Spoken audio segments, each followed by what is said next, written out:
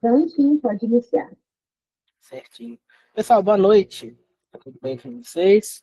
Hoje a gente vai para a nossa terceira aula de gestão de segurança. A gente vai começar falando um pouquinho sobre os EPCs e EPIs, depois a gente vai passar para a sinalização de segurança, tá ok? Então, a primeira coisa aí, né, que a gente vai ver são os EPIs e os EPCs. Né? A gente tem os EPIs, que são equipamentos de proteção individual, que é aquele que vai proteger o funcionário, o colaborador, individualmente, certo? Uma máscara, uma luva, e a gente tem o EPC, que é aquele material, aquele equipamento que vai proteger o local também. Então, é o equipamento de proteção coletiva. Nessa imagem, a engrenagem do EPC está maior do que a do EPI, porque a proteção, né, o nível de proteção que o EPC te oferece é maior do que o do EPI. Ele se sobressai ao EPI, ok? Então, por isso que o EPCI está maior. Eu sei que em questão de engrenagem, a engrenagem maior não adianta muita coisa, né, em questão de mecânica. Mas, né, nesse esqueminha, colocaram uma engrenagem maior para o EPC para demonstrar que o EPC ele vai sobressair ao EPI. Né? Quando você tem um EPC, dependendo do trabalho que você está fazendo, dependendo do local que você está executando, talvez você não precise de EPI, ok? Por exemplo, uma exaustão.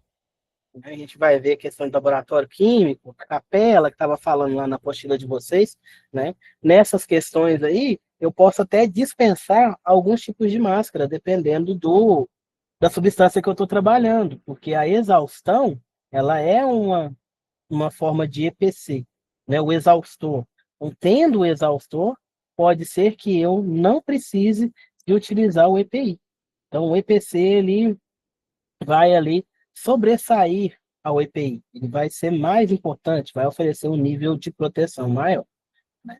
Nós temos ali as barreiras de construção, de contenção primária, que é o EPI e o EPC, e as barreiras de contenção secundária. Esse material ele é mais voltado para laboratório bioquímico, tá, pessoal? Mas eu vou passar, né, para vocês de forma geral, tá, ok? Aqui eu peguei um laboratório porque lá na apostila de vocês fala sobre a capela, fala sobre a exaustão, fala desses equipamentos que são voltados para química, tá? Para laboratórios, mas a gente vai expandir também para a área industrial, ok?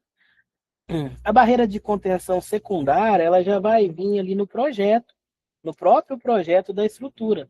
Você já fazer um desenho, uma estrutura física que te proteja, que te forneça proteção dos riscos físicos, químicos, biológicos que a gente viu, né? Ergonômicos. Então, ele já vai te dar condição. Aquele local, aquela estrutura física já te dá condição de você trabalhar. Certinho? Então, o EPI é todo o dispositivo que foi feito, concebido ali, para proteger a integridade física e a saúde do meu colaborador. Né? Eu não, eu não corroboro muito com essa definição de EPI, tá? Porque o EPI, gente, ele não protege 100%. Tá? Apesar de ele chamar equipamento de proteção individual, ele não vai, né, se sobressair a uma análise de risco do colaborador. Né? Ou seja, o EPI não é uma roupa de super-herói. Né? Que tem gente que pensa que o EPI vai proteger de tudo. Ele não protege. O EPI ele minimiza danos. Né? Então, o EPI ele só vai te valer depois que o acidente acontecer. Então, a gente tem que tentar, primeiramente, evitar o acidente. Né? Se eu tiver com um óculos e tiver uma projeção de alguma partícula até meu olho, vai atingir o óculos e não vai chegar no meu olho. Mas eu tenho que trabalhar na contenção da partícula que pode ser arremessada no meu olho, né? Não somente no óculos. Porque senão eu vou ter que vestir o meu colaborador como se ele fosse um astronauta, ele vai perder um pouco de mobilidade, ele vai perder ali, né, agilidade para o trabalho, e eu vou estar trabalhando somente no depois que o acidente acontecer. Bom, essa definição é da NR6, que é a ANR que fala de EPI especificamente. Ah, mas lembra aí que ele não te protege, ele minimiza danos, ele não evita todos os acidentes. Tem EPIs que vão ser melhores nessa questão de redução de danos, mas temos EPIs que não vão adiantar, dependendo da gravidade do acidente. Tá? Então, não é porque eu tenho um EPI que eu vou deixar de trabalhar com a segurança dos meus colaboradores. Né? Sobre o EPI, a empresa ela é obrigada a fornecer o EPI gratuitamente, o funcionário não pode pagar, certo? E os empregados são obrigados a usar os EPIs e são responsáveis pela sua guarda e conservação. Né? Limpeza, guarda, na hora de trocar, é o colaborador que tem que procurar a empresa para trocar, certo? A empresa não vai ficar ali procurando você para trocar os seus EPIs, então você tem essa responsabilidade aí de trocar. Te deram uma máscara, ela tem um tempo de validade, um tempo de uso. Então, quem vai saber essa questão na hora de trocar ou não é quem está utilizando, certo? A empresa pode até te dar ali uma por mês, né, uma por semana, mas você que tem que saber a hora de trocar. Porque chega um momento que a máscara já saturou, então ela já não filtra mais. A gente vai falar dos EPIs aqui. Tá tranquilo, pessoal?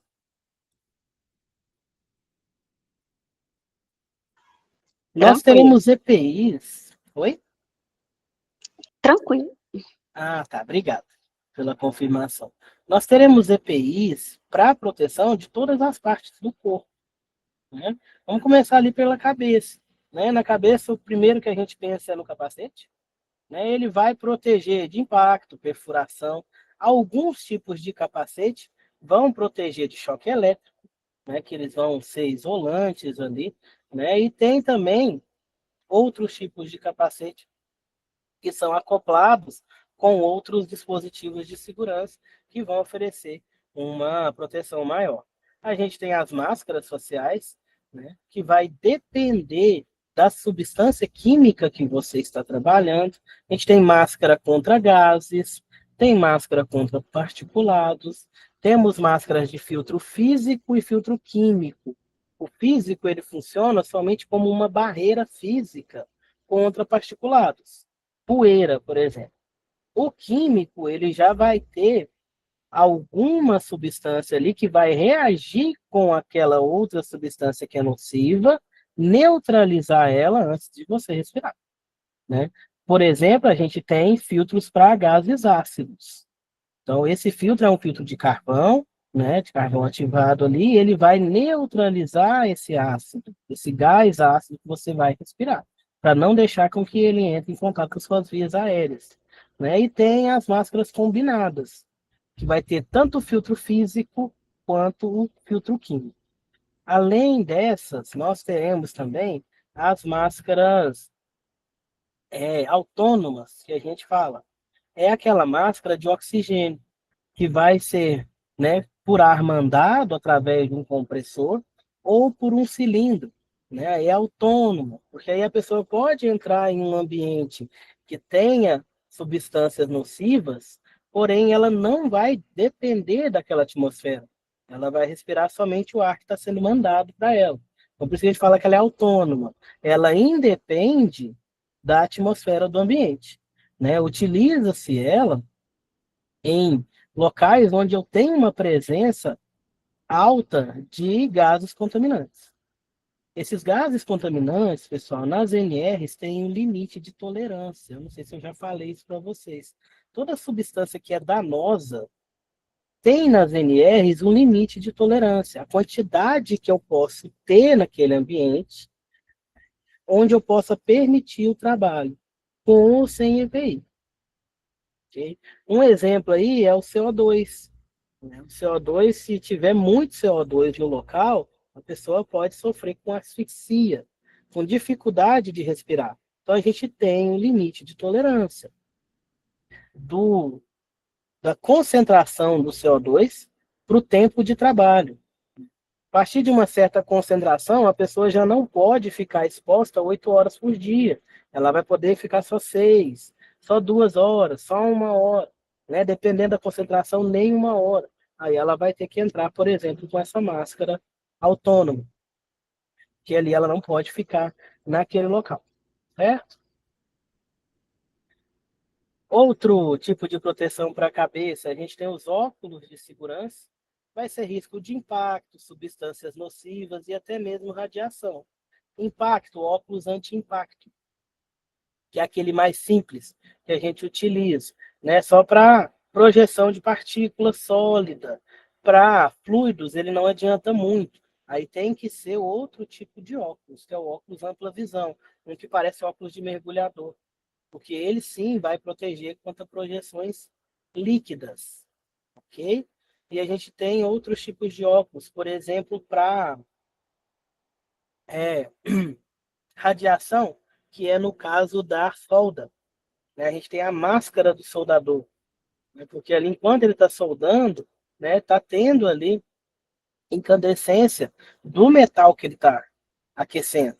Então, aquela radiação, ela pode queimar as vistas da pessoa.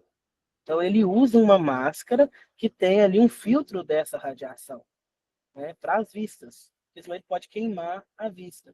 E quem está próximo também, né? Não pode ficar olhando diretamente para a chama, né? E também pode sofrer com essa radiação.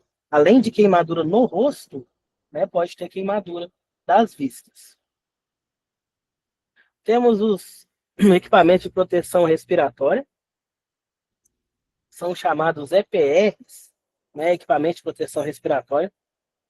Tem vários tipos, né? Máscara com filtro, que é o filtro mecânico ou filtro físico, que é somente para partículas suspensas, e a com filtros químicos, além da máscara autônoma que a gente falou.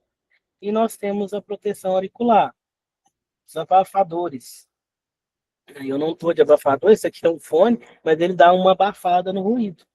Ele não é um EPI, estou utilizando, é só para dar aula para vocês, porque tem muito ruído aqui, eu não consigo ouvir se eu não colocar esse fone, né? Mas na indústria existe o abafador que vai somente reduzir a pressão sonora daquele ruído antes dele chegar no seu ouvido. Você não vai abafar completamente o som. Ele vai atuar como um redutor. A gente mede o nível de pressão sonora com uma unidade que chama decibel. A gente tem um equipamento que chama decibelímetro. Esse decibelímetro, ele vai medir a pressão sonora do local. Se der mais do que 80, a pessoa não pode trabalhar naquele ambiente mais de 8 horas por dia sem proteção. Então, passou de 80, eu já sou obrigado a usar um EPI. Se for até 79, a pessoa pode trabalhar. Mas se chegar a 80, já é o limite de tolerância. Aí eu já tenho que reduzir a exposição da pessoa e fazer a utilização de EPIs. Ou algum EPC que reduza esse nível de pressão sonora. Se eu estiver num local ali que tem 100 decibéis, um ruído, né, digamos alto, assim, né, um ruído que incomoda, de 100 decibéis, eu vou trabalhar com um abafador. O abafador, o que, que ele faz? Ele reduz esse nível de pressão sonora antes que ele atinja o meu ouvido. Então, ele vai valer, por exemplo, 20 decibéis. Aí eu coloco ele, se eu estou num local que tem 100 decibéis, eu passo a ouvir só 80, porque passa por ele, ele reduz esse nível de pressão sonora antes dele passar para o meu ouvido, certo? Então ele não vai isolar completamente o som, tá? Ele vai só diminuir um pouco aquele ruído para que ele não chegue com um nível muito alto no seu ouvido. Então, né, o EPI, como a gente fala, ele não é o melhor, a melhor opção que você tem. Ele é a última. Então, deve-se considerar, nesse caso de ruído, por exemplo, a manutenção da máquina, um enclausuramento daquela máquina para reduzir o ruído que ela faz. Não a obrigatoriedade de usar EPI. Né? Porque o EPI, ele não vai reduzir tanto assim. Né? Ele vai reduzir um pouco para ficar tolerável. Só que aquilo ali vai gerar cansaço, irritabilidade, dificuldade de comunicação dentro da empresa e pode gerar acidente. Então, o ideal é que se faça uma manutenção nas máquinas para garantir com que elas façam menos ruído e talvez enclausurar. Fazer medidas de enclausuramento, de isolamento sonoro dessas máquinas ou da equipe. Né? Eu acho que eu até usei esse exemplo quando eu fui explicar para vocês a hierarquia das medidas de controle. E aí a gente tem lá, né, o primeiro, o mais efetivo de todos é eliminar a fonte, eliminar o perigo, mas não tem como eu eliminar todos os perigos. Então a gente vai descendo e vai reduzindo a, a eficiência, né, a efetividade daquela medida de controle. O EPI está lá embaixo, naquela pirâmidezinha. Ele é o último, né? Ele é para depois que já aconteceu. Ele é para quando já tem o ruído. Ele é ali uma medida de controle da mais fraquinha que existe. É só para falar que tem, digamos assim. Então, assim, quando a gente for pensar em segurança, pensar lá no projeto, antes de começar. Né? Não deixar para vir apagar fogo depois. Né? Vou dar EPI para o meu colaborador. Vai te gerar custo, vai te gerar afastamento devido a estresse, devido à falha de comunicação, certo? E o seu colaborador pode não usar. O EPI ainda tem essa questão. Ele pode não usar ou usar de forma inadequada. Aí não vai adiantar para a saúde dele. Né? Você, como empresário, como, né, dono da empresa ou chefe de segurança, você está resguardado porque você forneceu o EPI. Mas aquele funcionário, aquele colaborador, se ele não tiver consciência que ele precisa usar, que é para o bem dele, ele vai ter lesões. Lesão no ouvido, lesão nos olhos, se ele não utilizar de forma correta esse EPI. Então, o EPI, ele dá muita brecha. E brecha para acidente. É melhor a gente trabalhar no antes, né? No EPC, numa medida de controle administrativa, em algo mais efetivo do que somente o EPI. Colocar o EPI ali como uma salvaguarda, como um escudo, né? Como se fosse uma última proteção, né? Pensar nas anteriores e deixar o EPI como última solução ali, para que se acontecer o EPI está ali para reduzir o dano daquele acidente, certo? Aqui alguns exemplos, pessoal, de máscara de filtro mecânico. Ela vai somente filtrar. A gente chama essas máscaras de PFF, né? Vocês devem ter lembrado aí da época da pandemia. Falava, a máscara PFF2 é melhor do que a PFF1. Né? Essa daqui, por exemplo, é F1. Essa daqui já é F2. O que é esse F? Né? PFF significa peça facial filtrante. PFF1, ela tem uma camada de filtro. PFF2, duas camadas filtrantes. PFF3, três camadas filtrantes. Quanto mais camadas, melhor a eficiência desse filtro, certo? A eficiência da PFF1 é de 80% a 85%. É uma eficiência boa, mas, né, ainda passa 20% de contaminação. PFF2 chega a 95%. Então é ótima a PFF2. Ela te dá uma proteção alta ali, né? E você tem controle de custo, que ela não é tão cara quanto a PFF3. A F3, ela já te garante 99,9% de eficiência. Teoricamente não passa nada nela. Então ela é mais cara e ela acaba que é mais difícil de utilizar. Como o filtro dela é mais potente, né, a pessoa fica às vezes um pouco mais abafada. Ela demora a acostumar com a F3 e ela é mais cara. Então a mais utilizada aí, né, é a F1 quando não tem tanto particulado assim, e a F2 quando a gente tem bastante particulado. Eu posso ter esse filtro mecânico combinado com um filtro químico. Aí vai continuar sendo F1, F2 ou F3, né? Porém eu tenho o filtro químico também. Aqui tem um exemplo, uma máscara com filtro químico. Essa máscara aqui, ela é com manutenção, né? Ou seja, eu troco o filtro dela. Essa bolinha aqui, ó, branca, é o filtro. Então, eu consigo trocar, né, quando ela satura, quando ela já não está filtrando da forma que eu queria. Esses filtros têm cores de acordo com as substâncias que eles vão neutralizar, né? Então, o filtro branco, ele é para gases ácidos. O amarelo, além de gases ácidos, eu também vou ter proteção para vapores orgânicos. O verdinho é para amônia.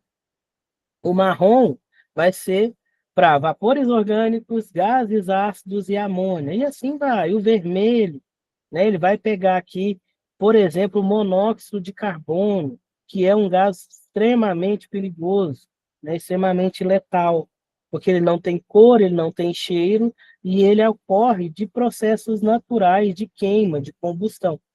E pode levar a óbito com concentrações baixas. Se eu não me engano, 39 ppm é o limite de tolerância, é o máximo que você pode, né, ter de monóxido de carbono numa sala, em um equipamento que você for trabalhar.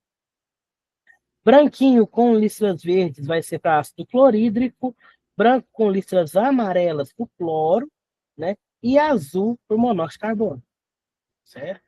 Aí você troca aqui o filtro de acordo com o tempo de uso, né? E a quantidade de contaminante que você tem naquele ambiente. Quanto mais contaminantes, menor vai ser o tempo de vida útil desse filtro, né? Se o local tiver pouco contaminante, ele já vai durar mais tempo.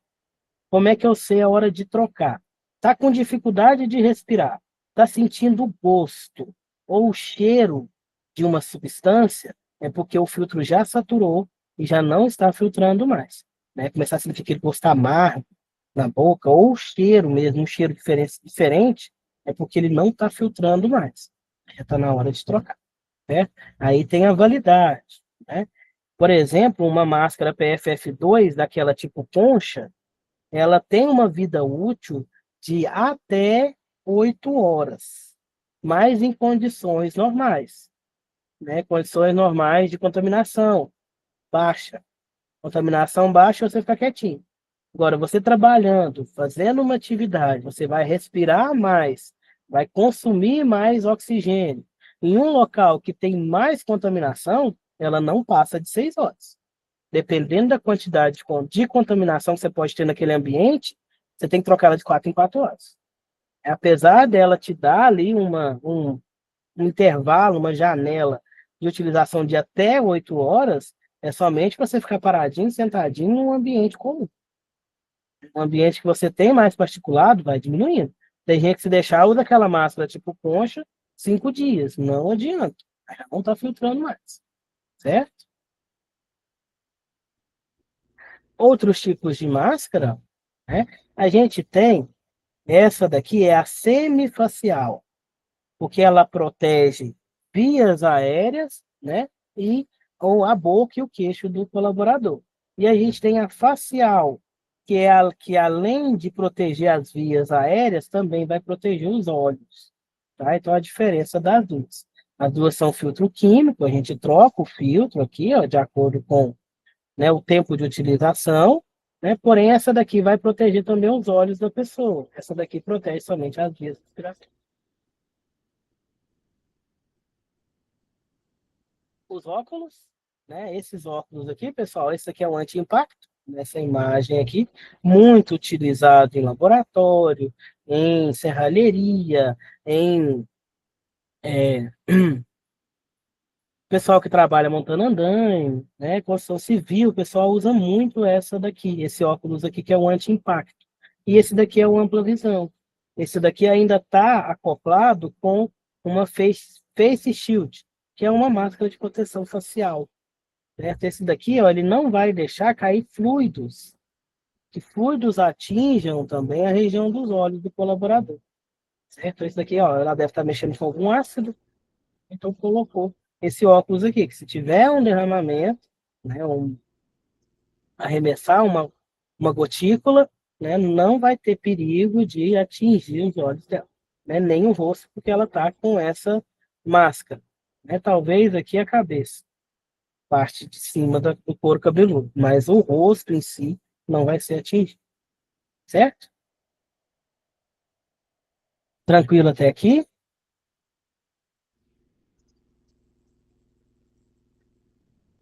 Beleza. Tô falando muito rápido, gente? Tá, vamos para entender. Não, tá tranquilo. Cheguei meio, meio desorientado por causa do horário. Desculpa, pessoal, vou Não, trazer um que isso. pouquinho. Então vamos continuar. Só um momentinho. Esse conteúdo é grande, então eu tenho que dar uma acelerada. Outros tipos de EPI, proteção para o corpo, né? A gente tem avental, macacão, né? E protetor de tronco. Uma questão importante, jaleco não é EPI, tá, gente? Ah, ele é antiácido, mas ele não é EPI. Para ser EPI, o equipamento precisa ter o que a gente chama de CA, que é um certificado. Esse certificado, ele vai, né, ser de acordo com a legislação brasileira, que aquele equipamento de proteção individual foi testado e está liberado para ser utilizado. Então, não é todo o avental e todo o jaleco que é considerado EPI, não. Tá bom? É só os que têm ali esse CA. O macacão, a gente tem o macacão, né? Tipo, os mais conhecidos aí é o Tyvek e o Taishen. O Tyvek é um branquinho, né, que serve somente para sua sujidade, né? Ele não vai proteger de projeções líquidas. E o Taishen, que é um amarelinho, ele já tem uma proteção química, né? Ele já não vai deixar passar nada por ele para entrar em contato com o seu corpo. Tipos de avental usado principalmente aí no laboratório, né? O de PVC, que é aquele tipo avental de açougueiro que eles falam, porque ele é mais comprido, ele vai ficar abaixo do joelho do colaborador, então protege mais ali.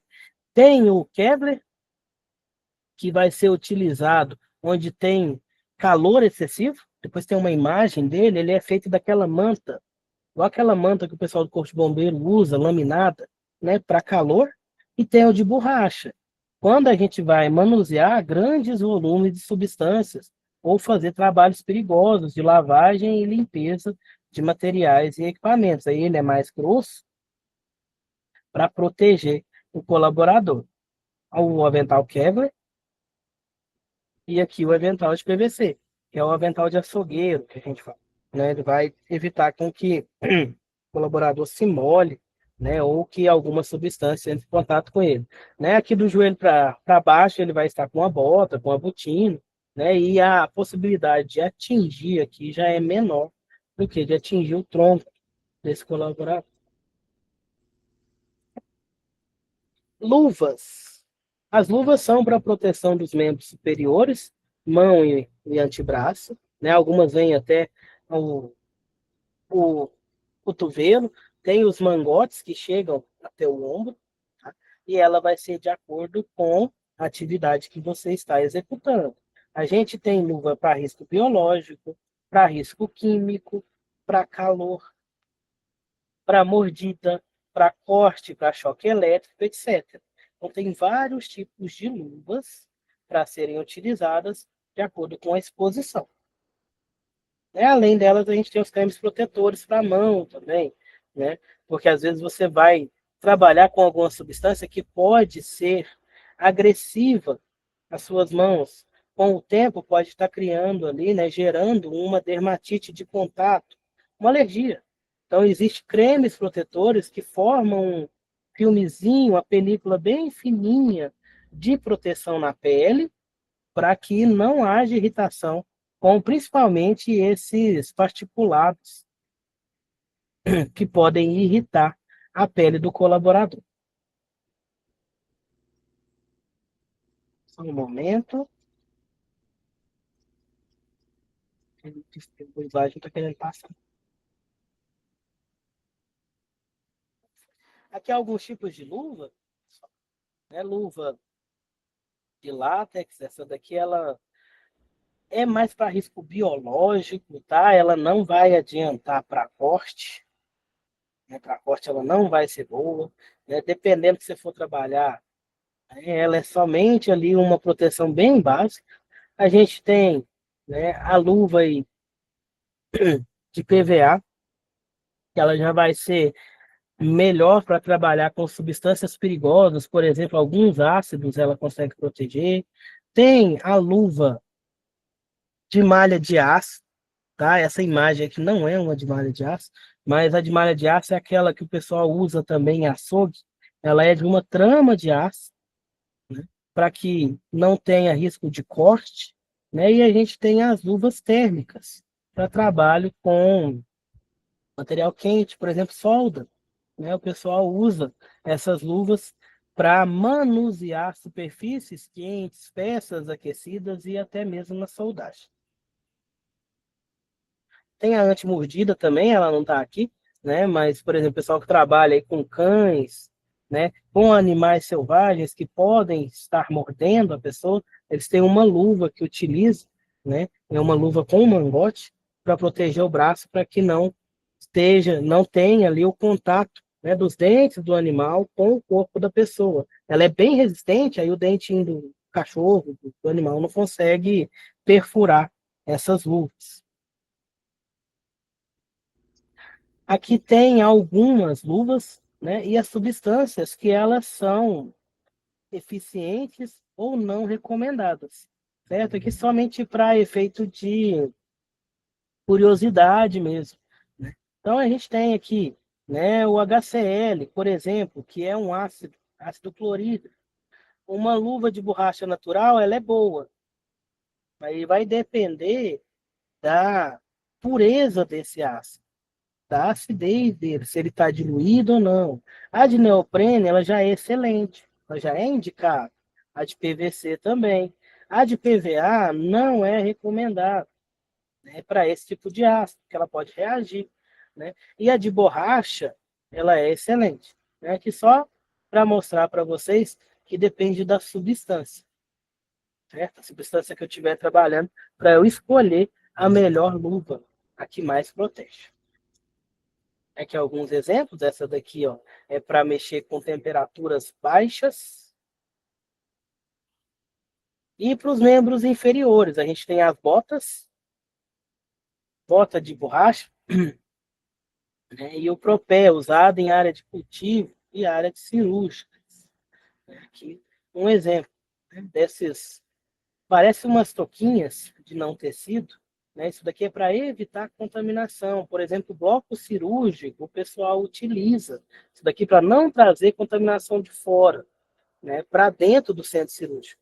Então, as pessoas vão utilizar essa touquinha, né, parece uma touquinha, para que não entre contaminação. A gente tem as botas de PVC para trabalhos com umidade, né, tem de cano longo, de cano médio, de cano baixo. Ela também vai evitar escorregamento, né, etc. Tem as botinas, né, botinas com bico de PVC, né, é um polímero. Essa biqueira dela, antigamente era de aço, só que ficou dando problema demais. Às vezes caía alguma carga no pé do colaborador, aquela biqueira de aço exprimia os dedos, cortava os dedos, decepava ali os dedos da pessoa, então colocaram uma de polímero. E também ela tinha, não podia ser utilizada em eletricidade. Aí colocaram um polímero que ele é resistente, ele é leve, ele não vai sofrer esse amassamento igual tinha na biqueira de aço e pode ser utilizado em serviços com eletricidade. Outros equipamentos, né? Cinto de segurança, tipo paraquedista para trabalho em altura, abafador. A gente tem esse que é o tipo concha, e tem esse protetor auricular, que a gente fala que é o tipo plug. Né? Tem os capuz, por exemplo, de soldador, capacete, óculos, luvas, capa de chuva, etc. São vários EPIs, né? Se a gente for falar de todos aqui, não dá tempo em uma aula. Considerações para se escolher um EPI, né? O tempo de adaptação, a gente sempre tem um tempo para adaptar ele, tá? EPI não é gostoso de usar, né? Vamos ser sinceros, mas você precisa se adaptar a ele, porque ele vai ser a sua salvaguarda, sua proteção, se acontecer alguma coisa. Conforto, né? Os EPIs vêm sendo estudados, melhorados com o tempo, né? Por exemplo, a botina, né? Antes a botina era pesada, né? Tinha botina que podia chegar a pesar ali quase 3 quilos, o par de botina, né? Por causa de toda essa proteção que ela tinha. que não era somente na biqueira, né? Ela tinha mais proteções ali contra perfuro cortantes, etc. Hoje em dia, ela já é bem mais leve, né? Tem alguns modelos que não chegam a 800 gramas, né? O peso do par. Então, dá mais conforto para a pessoa, né? Qualidade, verificar a questão do CA, que é o certificado de aprovação, se esse equipamento de proteção está liberado para ser utilizado, e o treinamento quanto ao uso, a forma correta de utilizar, certo? Tem a forma correta de colocar a máscara, tem a forma correta de utilizar o abafador, né? Então a pessoa precisa ter treinamento, né, de como vai utilizar. Simbologia, né? Se você chegar em algum local, né, falando agora de sinalização, né, tiver essas plaquinhas azuis, significa que aquele local você tem a obrigatoriedade de usar o EPI. O azul ali é um aviso, certo? Ele está te falando, ó, precisa de usar botina, precisa de usar o óculos nesse local. Então, vocês vão ver aí, plaquinhas azuis são de aviso, né, de conscientização. Vocês vão ver que o amarelo, ele é alerta, né? Por exemplo, local que tem área restrita, né, vai ter ali um escritinho amarelo. O vermelho é perigo. Também vai ser voltado ali para incêndio, né, para rede de combate a incêndio, vermelho. O verde, a gente vai ver que tem a ver com a segurança do trabalho. Por exemplo, delimitação de saída, rota de fuga, vão ser plaquinhas verdes, né, e assim vai. As tubulações também, pessoal, elas têm as cores delimitadas pela ANR. Um exemplo, a amônia, ela vai estar em tubulações de cor roxa. O ácido sulfúrico vai circular por tubulações de cor laranja ou tanques de cor laranja.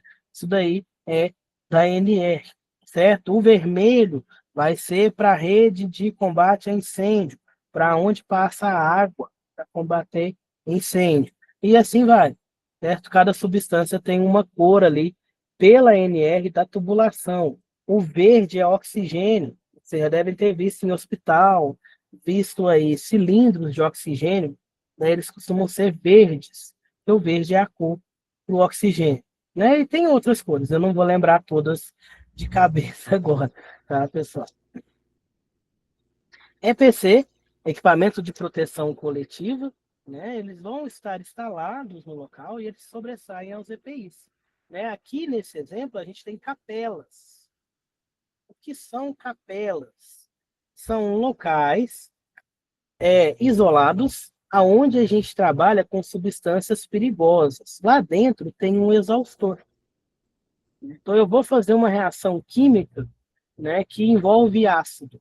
Eu vou trabalhar dentro da capela, né? Eu vou colocar somente as minhas mãos ali, com luva, com proteção, e vou fazer a reação dentro dessa capela, com o exaustor ligado. Porque qualquer gás que for gerado ali durante a reação química, o exaustor vai puxar e não vai deixar com que ele venha até a minha via respiratória, né? A gente tem as capelas completamente isoladas, que a gente vai ver, e tem as capelas semi-isoladas, que são essas aqui, né? Que você abre essa portinha dela de vidro até uma certa altura, onde você consiga inserir seus braços ali para trabalhar, e tem as que são isoladas, que elas têm uma luva ali. Você coloca a mão dentro da luva e trabalha completamente isolado dentro da capela. A gente tem outros EPCs, né? Por exemplo, em laboratórios, que é o chuveiro com lava-óleos, tem imagem aqui, ó. Esse aqui é o chuveiro com lava-óleos. Chuveiro aqui, a ducha é aqui em cima. Se a pessoa, né, tiver o contato com uma substância química, caiu nela, ela vai usar esse chuveiro, ela vai puxar aqui, ó, esse acionamento e ele vai despejar água sobre ela. Aqui embaixo é o lava-óleos. Aqui tem o dispositivo de abertura, a pessoa empurra e ele vai jogar a água para cima, igual um chafariz. Aí a pessoa coloca o rosto aqui, onde vai atingir a água nos olhos. Esse daqui é outro tipo de chuveiro de descontaminação. Esse daqui ele é acionado pelo pé. Na hora que a pessoa pisa aqui, ó, essa gradinha desce e ele já aciona. né, a ducha para lavar ali a pessoa. Então, todo laboratório físico, químico, laboratório de mineração, laboratório de química, laboratório biológico, vai ser obrigatório que tenha esse chuveiro de emergência, certo? Para que, se tiver algum contato com uma substância perigosa, a pessoa consiga fazer a descontaminação. Capela química, que a gente viu, né, que é onde a gente faz reações. Tem a capela de fluxo laminar, que é uma capela isolada, que vai ter ali, né, além da exaustão, ela tem uma ventilação também, que faz com que o ar ali dentro seja renovado o tempo todo, para que não haja risco de contaminação nem do colaborador, nem do material que ele está trabalhando, certo? Porque ali esse fluxo laminar ele não vai deixar com que ele se contamine também, ok? Baldes de areia para questão de incêndio, não vai dar tempo da gente falar de incêndio, de proteção de incêndio, mas baldes de areia são deixados em locais onde eu tenho um risco maior de incêndio. Extintor de incêndio, todo local precisa ter, todo local que tenha pessoas trabalhando, eu preciso ter extintores de incêndio. Luz ultravioleta, por caso de descontaminação, né, de algum equipamento, né? Eu trabalho com essa luz ultravioleta para descontaminação. Filtro, questão do ar, que é respirado dentro de um laboratório, e a cabine de segurança biológica, que é aquela que tem as luvinhas que eu falei para vocês. Tem imagem aqui para frente.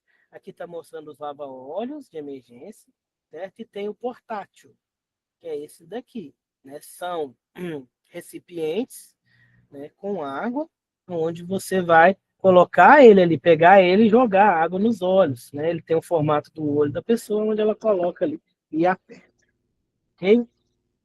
Esses lava-óleos e os chuveiros de emergência, né, que são de água, a gente precisa verificar qual substância que você está trabalhando. No caso do ácido sulfúrico, a água não ajuda. A água ela vai piorar o processo. Aí a gente tem que fazer a descontaminação com outro tipo de EPC, que é o difoterine. Não sei se vocês já ouviram falar. Já ouviram falar do difoterine? Sim. Vou pegar uma imagem aqui, só um momento, tá, pessoal? Para mostrar para vocês. Vou trocar a tela.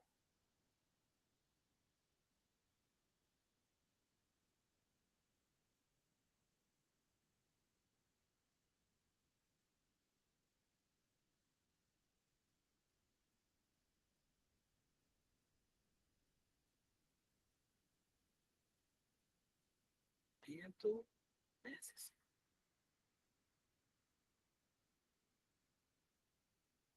Esse aqui é o difoterine, pessoal. O que, que é esse difoterine para quem não conhece ele? Ele é uma solução salina que foi pesquisada, que foi trabalhada, que foi configurada ali para neutralização em caso de acidente envolvendo substâncias químicas perigosas, certo? Ele neutraliza mais de 1.400 substâncias. Então, eu posso usar ele com ácido, eu posso usar ele com soda cáustica, eu posso usar com algumas bases, ácido fluorsilícico, né? Ácido clorídrico. Ele não tem contraindicação com esses ácidos. Então, ele vai ser utilizado para neutralização desses ácidos quando em contato com a pele, certo? Porque alguns desses ácidos, se eu jogar água, a água ela acelera a reação. Então ela faz com que a pessoa machuque mais, né? Você vai precisar de um volume muito grande de água para lavar esse ácido, né, que a pessoa entrou em contato. Dependendo da proporção do contato, quando você joga a água vai levando a pele da pessoa junto, gente, porque aí ela vai queimando, o ácido vai queimando, vai corroendo aquilo ali, vai piorando a situação.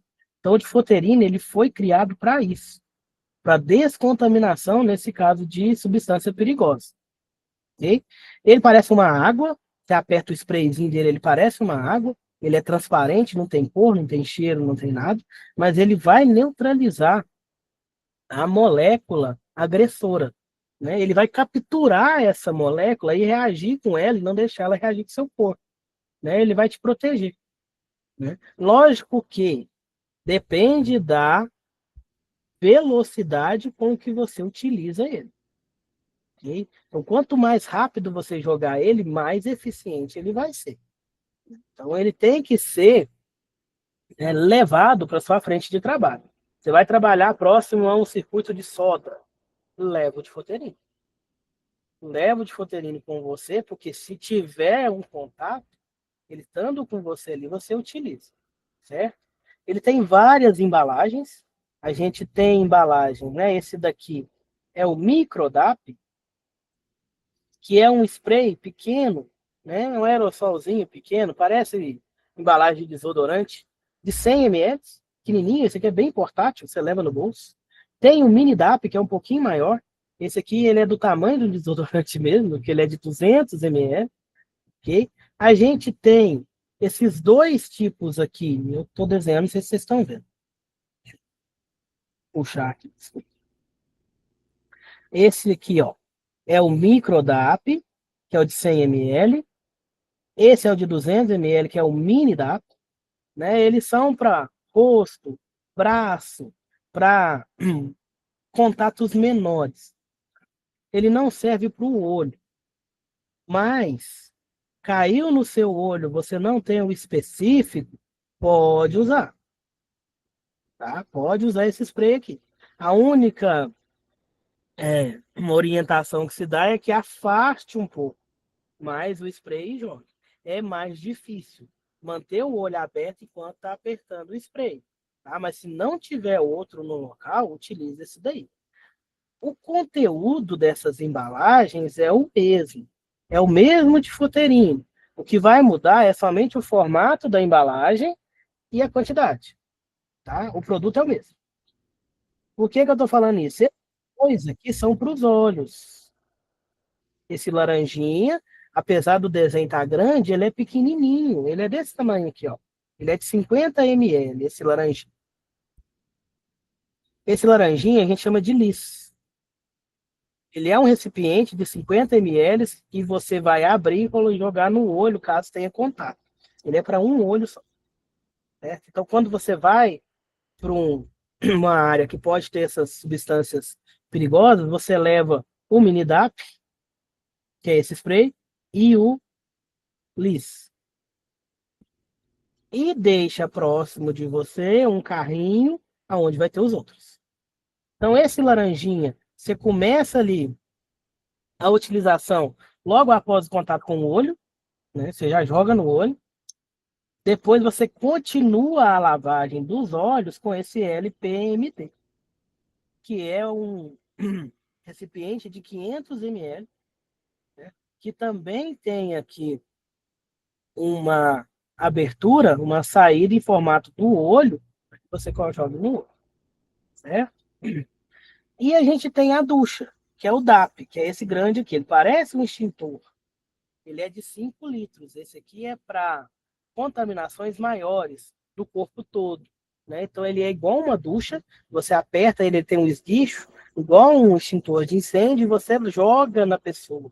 Se tiver uma contaminação maior, esse daqui você vai precisar de alguém para te ajudar, para jogar em você. Sempre fazer a descontaminação da cabeça aos pés, sempre começando da cabeça, porque é a área onde você tem maior possibilidade de ter danos mais severos, danos irreversíveis, por exemplo, o olho, por exemplo, as vias respiratórias. Então, quando for um derramamento em uma pessoa, você joga de cima para baixo, Difoterine. Primeiro vai jogar nos olhos da pessoa, porque o do olho é até 9 segundos para ele ter uma eficiência boa. Passou de 9 segundos, ele vai ser eficiente, mas o contato do olho com a substância química, né, já vai ter acontecido, então ele vai ser menos eficiente. A pessoa pode perder um pouco da visão.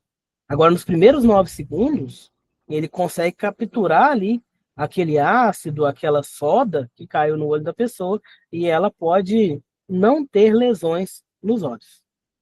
Pode jogar na boca, no nariz, na orelha, não tem problema, tá? Porque ele não faz mal.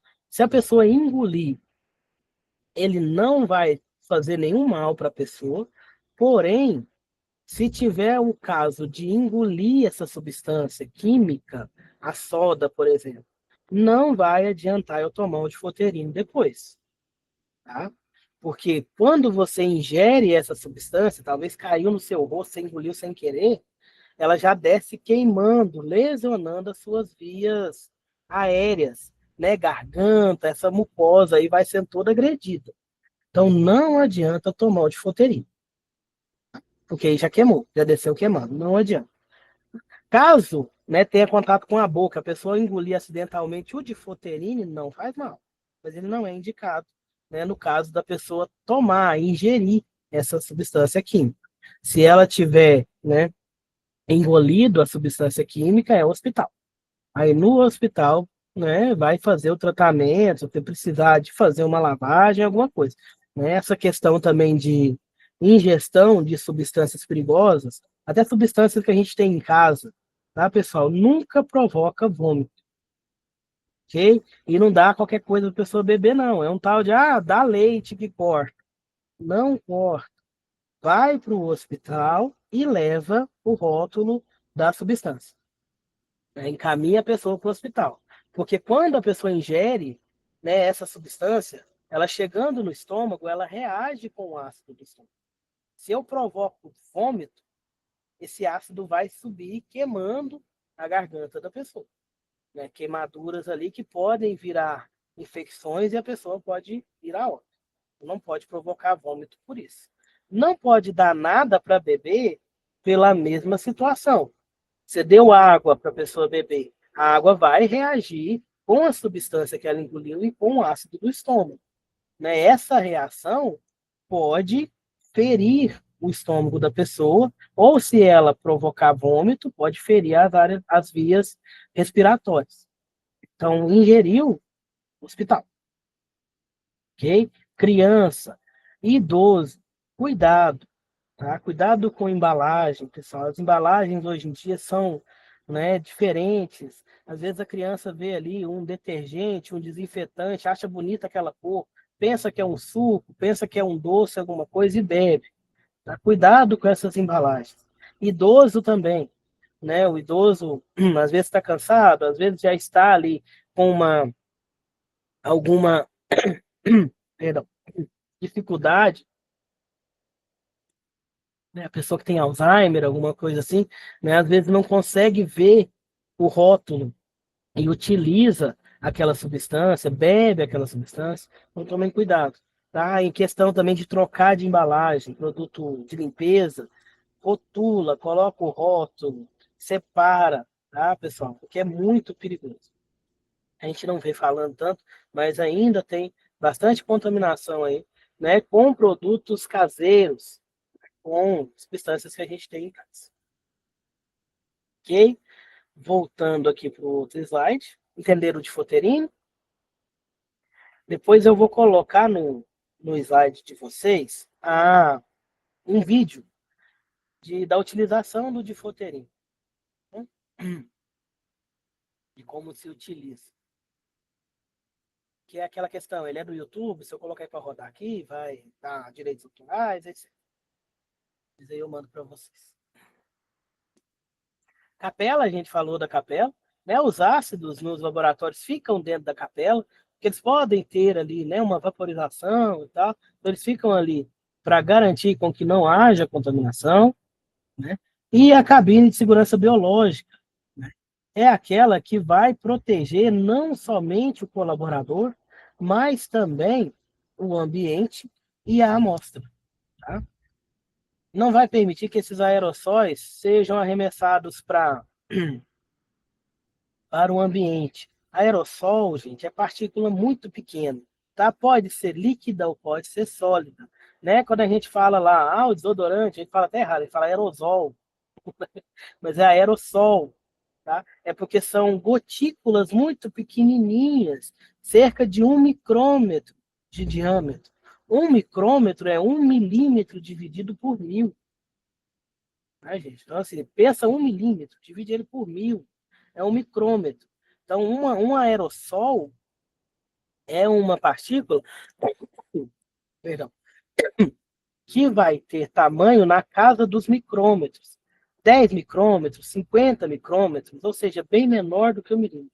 Tá? Então, essas aí elas ficam mais tempo suspensas no ar, devido ao tamanho delas, então aumenta o tempo de exposição e o risco de contaminação. Okay? Eles podem ser gerados por agitadores, por quebra de material, por movimentação, pelo spray mesmo. Tá? Então, eles podem ser gerados por várias atividades. A gente precisa tomar cuidado, né? Porque eles ficam suspensos no ar e podem ser respirados.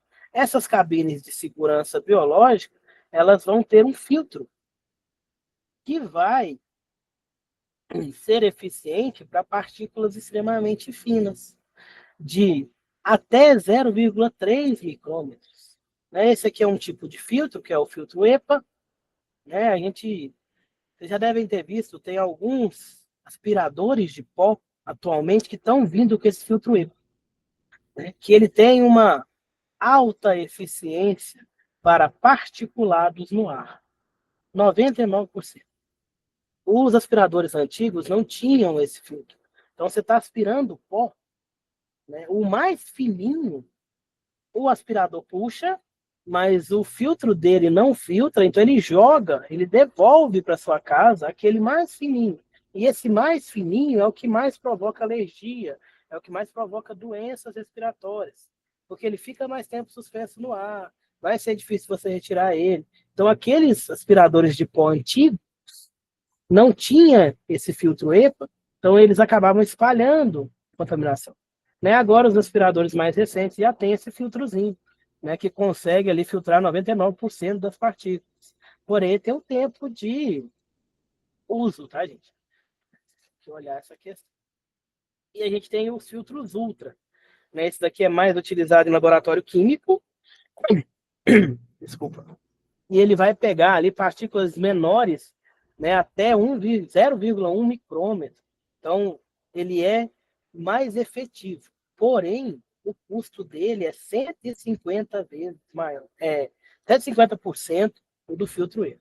Então, não é qualquer laboratório que vocês vão ter esse filtro ultra. Aqui as cabines de segurança biológica, a gente tem classe 1, classe 2, classe 3, de acordo com o que elas protegem. Classe 1 vai proteger o operador e o meio ambiente. Classe 2 protege o operador, o produto e o meio ambiente. E a classe 3, né, protege o colaborador, a substância e o ambiente. Classe 3 vai ser aquela que é utilizada para material de alto risco, ou biológico ou químico. Elas têm aquelas luvinhas. A pessoa vai ficar completamente fora do contato com aquela substância, que são luvas. A pessoa coloca o braço aqui, né, enfia o braço dentro dessa luva e trabalha lá dentro com essa luva. Ela não tem contato nenhum com a substância, ela é completamente isolada. Essa daqui é de classe 3. Tinha? Sabe? Sabe? E esse slide aqui acabou. Deixa eu abrir o outro. Tranquilo, pessoal? Beleza. Vou só trocar a tela, tá, pessoal? Que agora tem um outro slide que vai falar um pouquinho sobre a sinalização de segurança. Só um momento. Vamos ver se vai dar tempo. A gente tem 20 minutos.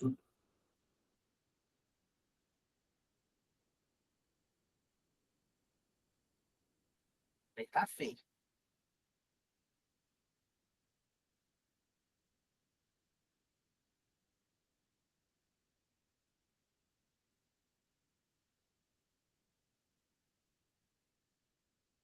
Vou mandar as duas para vocês, tá? Sobre a provinha, vocês já estão estudando. Esse mês a prova, né? Final do mês já. Qualquer dúvida pode chamar, tá?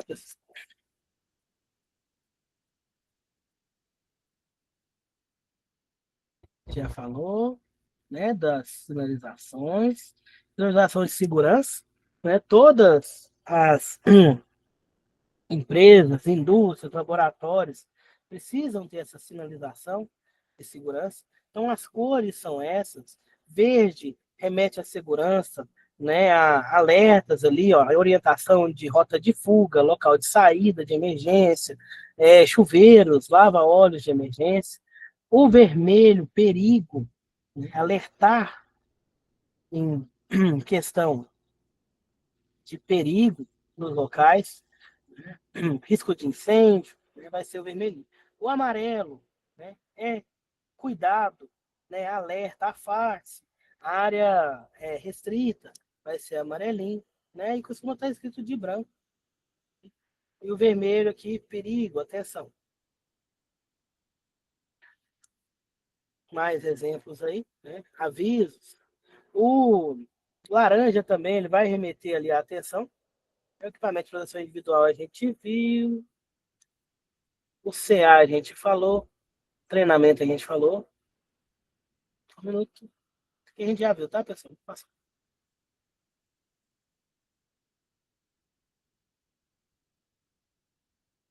As máscaras, a gente falou delas. Boas práticas laboratoriais. Essa última parte aí tá voltada aí para as práticas laboratoriais. Né? A gente vai ter que manter as vestimentas corretas de acordo com o local que você está trabalhando, jaleco, avental, né? Manter a higiene das mãos, né? Do corpo em si. Tem ambiente, tem laboratório que a gente só pode entrar, só pode manusear ali, adentrar aquele local com a vestimenta específica. Uns laboratórios têm substâncias, têm até materiais biológicos ali que não podem sofrer contaminação de jeito nenhum. Então, nesse tipo de laboratório, você troca até de roupa quando. Indústria alimentícia também costuma adotar essa prática. Né? A pessoa vai com uma roupa até um ambiente de trabalho, chega lá e ela troca. É para garantir que não haja contaminação da alimentação. Né? Um exemplo aí, eu não lembro se é a Maquin ou a Bem Brasil, né? O pessoal tem esse revezamento de uniforme, os uniformes dele tem até um número atrás, né? Porque eles trabalham 4 dias, então tem que usar um por dia, não pode repetir o uniforme, certo? E eles não podem ir para o trabalho com esse uniforme. Eles levam ele, né, por ser uma indústria alimentícia, chega lá, eles trocam a roupa para não ter contaminação, para não trazer contaminação de fora para os alimentos, né, porque estão manuseando ali, né, batata. Então, eles não podem utilizar o mesmo uniforme. Né? Tem muita indústria que faz isso. Né? E laboratório também, tem alguns que na entrada tem uma parte de descontaminação, onde jogam um sprayzinho na pessoa que descontamina ela para depois ela entrar. Cuidado no manuseio de vidrarias, né? Porque os vidros ali, eles podem quebrar, podem te machucar, certo? E verificar também a composição, o que que eu vou trabalhar nesse vidro, que ele pode estourar. Então, sempre olhar a temperatura que ele vai suportar, etc. Transporte seguro, usar sempre o recipiente adequado para transportar materiais perigosos, o uso de avental durante toda a atividade, uso de EPI no geral, tá, pessoal? Durante toda a atividade que você estiver executando. Esse slide não tem a parte de proteção contra incêndio. Só um momento.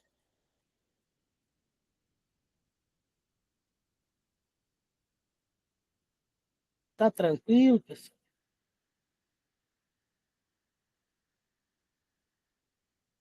Beleza.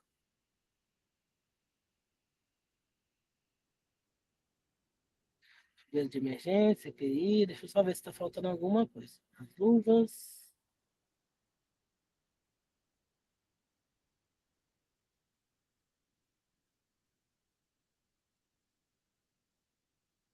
Só um momento. Ele não pegou aqui a classificação dos incêndios.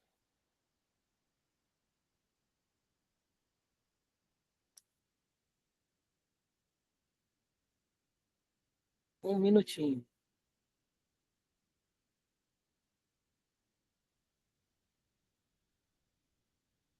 Vou trocar a tela de novo.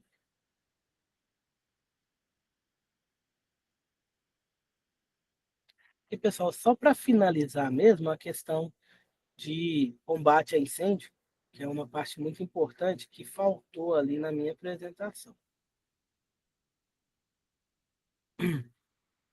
A gente vai ter as classes de acordo, né, com o tipo de material e a forma que esse material está queimando. Primeira coisa que vocês precisam saber: fogo e incêndio são coisas diferentes. Tá? O fogo, pessoal, é uma reação química que acontece com a união de três fatores, que a gente forma o triângulo do fogo, que é o calor, o comburente e o combustível. O calor, ele pode vir por forma de fonte de ignição, né? Por exemplo, uma chama acesa, uma borra de solda, uma explosãozinha, um curto-circuito, né? Vai ser o calor, vai ser a ignição. O comburente, vamos falar do combustível primeiro. Combustível é o material que vai queimar, que vai alimentar o fogo, né? E o comburente é o que vai ser consumido pelo fogo. Não tem fogo, tem oxigênio. Então, a reação química precisa do oxigênio para acontecer. O oxigênio é o comburente. Então, para eu apagar o fogo, eu preciso retirar um desses três itens, né, do meu triângulo do fogo. Então, eu vou ter métodos de extinção de incêndio de acordo com o material que está queimando e cada um vai fazer uma forma de contenção. Né? Como são três elementos do triângulo do fogo, né, eu tenho, né, três elementos ali, três formas de apagar. No caso do calor, né, fogo aquece. Então, para apagar, eu venho com resfriamento. Reduz a temperatura. Né? Por isso que a maioria dos fogos, dos incêndios, né, a gente joga água para resfriar. Né? Que a água vai resfriar aquele material. A gente tem o comburente, que é o oxigênio, que é o que é consumido para o fogo continuar. Então, uma forma de retirar esse comburente é o abafamento. Se eu abafo, eu retiro o oxigênio, então eu mato a reação química. Então, não tem mais fogo. Então, eu vou apagar por abafamento. A pessoa está pegando fogo, né? A gente manda ela rolar no chão. Ou pega um tecido e joga por cima da pessoa, um cobertor, alguma coisa assim. Eu estou abafando o fogo. Estou tirando o oxigênio dele, aí eu vou tirar uma das três bases do triângulo do fogo, então não vai existir fogo. E por último, o combustível. Esse é um pouquinho mais difícil, tá, gente? Porque para eu apagar o fogo retirando o combustível, depende do que eu estou trabalhando, do que está queimando. Senão eu vou lá, né, pegar o que está queimando e tirar, não tem jeito. Eu isolo o fogo daquela área, né? Por exemplo, vegetação. Aí eu vou fazer ali um acero, né? Um corredor onde não tem vegetação, para que o fogo não passe, não continue propagando. Eu estou isolando o combustível, que é o que está queimando, do fogo. Né? A diferença de fogo para incêndio, pessoal, o fogo é substância, é reação química, e o incêndio é fogo fora do controle, certo? Então, nem todo fogo vira incêndio. O extintor de incêndio, ele vai extinguir antes que se torne um incêndio, ok? Antes que ele tome grandes proporções. Então, por isso que a gente chama de extintor. Ele vai extinguir o foco de incêndio. Se for um incêndio mesmo, ele não vai adiantar. Um só não vai adiantar. Que aí o incêndio ele já tomou proporções maiores, ele já está fora de controle. Então você vai precisar de vários extintores e várias pessoas para apagar. Ok? Falando em questão de extinção de incêndio, a gente tem a classificação dos incêndios, que vai ser de acordo com o material que está queimando. Dependendo do material, eu tenho uma classe específica de extintor para usar, de forma de apagar. A gente tem classe A, B, C, D e a classe K. A classe A, ela é daqueles materiais que queimam tanto em superfície quanto em profundidade, materiais que são de fácil combustão. Papel, madeira, fibra, tecido, né? Isso daí é classe A. O extintor de classe A é um extintor de água. Então ele vai resfriar. Ele vai apagar o fogo ali por resfriamento. Então não é qualquer substância que eu posso jogar água. É só essas aí, de classe A. Madeira, papel, fibra. Ok? Classe B já vai ser produtos inflamáveis ou combustíveis. Esses aí queimam até acabar o combustível. A gasolina está pegando fogo, enquanto não acaba a gasolina, ela não para de pegar fogo. O álcool está pegando fogo, assim que acaba, que esse material combustível, ele vai queimar e não vai deixar resíduo nenhum. Exemplo ali, ó, óleo, graxa, verniz, tinta, gasolina. Eu tenho um extintor específico, que é o extintor de classe B, que eu vou utilizar em combustíveis, certo? Ele costuma ser um extintor de pó químico, certo? Ou de gás carbônico, né? Ele é um pó químico que vai abafar ali e não vai deixar com que o fogo continue, ou o gás carbônico, que ele vai resfriar e apagar. Tá? Então, tem, né, os dois tipos aí. Pode ser pó químico seco ou um extintor de gás carbônico. Classe C, material energizado. Equipamento elétrico energizado. Eu não posso jogar água, certo? De jeito nenhum, por causa da eletricidade. Posso causar um curto, só um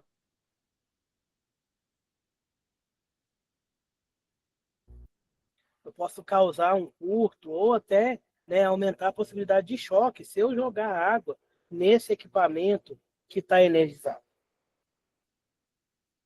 Então, o de classe C costuma ser de CO2, né? Ele também vai resfriar. Okay? Se o equipamento elétrico não estiver ligado na tomada, não estiver energizado, ele pode ser considerado como classe A, tá? Ah, a televisão pegou fogo, mas não está ligada na tomada. Eu posso jogar água, mas eu vou perder a televisão. Eu vou jogar água nela, né? O pó químico seco, desculpa, ou o gás carbônico, ele vai preservar a sua instalação elétrica desde que ela não tenha sofrido dano devido ao incêndio. Classe D, elementos pirofóricos, metais pirofóricos. Né? São aqueles metais que pegam fogo por reação química. Tá? Ele é uma espécie de um pó também que vai isolar aquele material, né? Aquele material que está queimando. Então ele vai isolar ali, não vai deixar chegar mais oxigênio, mas aí você tem que aguardar ele resfriar. E se você retira esse pó e joga em cima ali, ele volta a pegar fogo. E o mais novinho que a gente tem é o de classe K, que é para óleos e gorduras de cozinha, principalmente, e graxa. Né? Se o óleo está pegando fogo na sua casa, não pode jogar água, ele explode, né? E vai queimar tudo que está ao redor, todo mundo que está ao redor ali. Você tem na sua casa que abafar a panela. A panela está pegando fogo, tampa a panela com a tampa dela mesmo, desliga o fogo e vaza, certo? Desliga ali, né, a chama e sai de perto, porque tem que esperar resfriar. Aí o pessoal fala, ah, leva a panela para fora. Toma cuidado. Tampou, desligou o fogo, vaza. Deixa esfriar lá, não chega lá perto. Não está com a tampa próximo, né, você pode utilizar uma toalha ou um pano de prato umedecido. Ele não pode estar encharcado, vocês vão torcer ele e vai jogar esse pano por cima. Ele vai apagar o fogo, porque se ele não tiver úmido, ele pega fogo também. Né? E nesse momento que ele apaga o fogo, na hora que você joga ele em cima da panela, você vai lá e desliga o fogo. Desliga a trempa ali para que não volte a alimentar ali, a aquecer e pegar fogo de novo. O de classe K, ele é um extintor diferente, tá? Ele é prateado, né? Diferente dos outros que são vermelhinhos, ele é prateado. Vou mostrar uma imagem dele. Tá bom? E ele vai ser utilizado aí em cozinhas industriais. Ele é composto por uma solução de acetato de potássio, que vai reagir com o óleo e ele forma tipo um sabão, aquele óleo. Ele saponiza o sabão. Aí não deixa ele queimar mais. Isola o fogo, isola ele do fogo. Tá? Essa espuma que ele gera ali, ela não deixa com que o fogo volte a pegar no óleo. Porque se eu abafar, tem vídeos, vários vídeos aí. Se eu abafar, tá pegando fogo, eu vou lá e tampo. Quando eu tirar a tampa, se eu não tiver fechado o, a trempa ali, não tiver desligado, tiver fogo aí, o fogo volta.